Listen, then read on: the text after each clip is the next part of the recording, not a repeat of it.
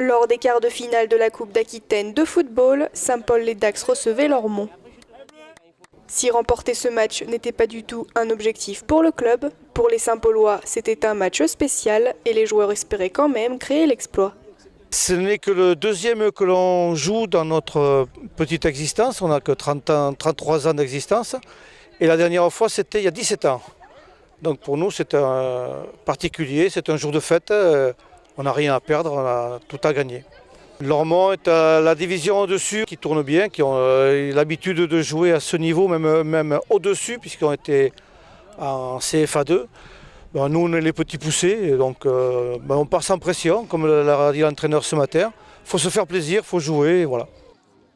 Si les deux équipes se disputent le ballon en première mi-temps afin d'inscrire le premier but du match, c'est finalement sur une pénalité que le capitaine de l'équipe de Saint-Paul-les-Dax ouvre le score. Les Lormontais ne lâchent rien et augmentent leur intensité afin de rattraper leur retard. Mais malgré tout, la première mi-temps s'achève avec 1-0 pour les Saint-Paulois. On avait bien préparé ce match. On les avait vu un petit peu jouer, on savait un petit peu ce qu'ils allaient faire et puis on s'était préparé en conséquence. Et après, il fallait qu'on reste fidèle à ce qu'on sait faire, jouer au ballon et voilà, sans se mettre trop en difficulté. Sur 2 ou 3 ballons en première mi-temps, on peut se faire punir. Individuellement, chaque joueur, voilà, il y a de la qualité, ça va vite. Dans les impacts, c'est costaud. Voilà, c'est un cran au-dessus de ce qu'on peut rencontrer nous en championnat. Ayant toujours pour objectif d'inscrire à leur tour leur premier but, les Blancs reviennent déterminés en seconde période. Pour les Saint-Paulois, le jeu devient plus compliqué et les joueurs s'épuisent physiquement. Malgré tout, les Bleus ne lâchent rien défensivement et continuent d'empêcher Lormont de marquer.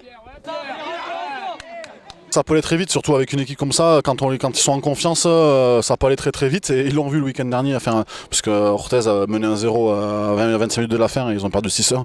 Donc c'est une équipe qui peut vite reprendre confiance, donc il fallait vraiment pas prendre ce premier but, ou le plus tard possible, pour après les contenir. On a réussi à faire bloc, même quand on n'avait pas le ballon, voilà, à défendre bien ensemble, bien groupé, et on n'aura pas laissé beaucoup d'espace. On savait qu'il fallait pas leur en laisser beaucoup, ils ont des joueurs de qualité qui vont vite, très techniques, donc on savait que si on les laissait prendre de vitesse, ça va être compliqué.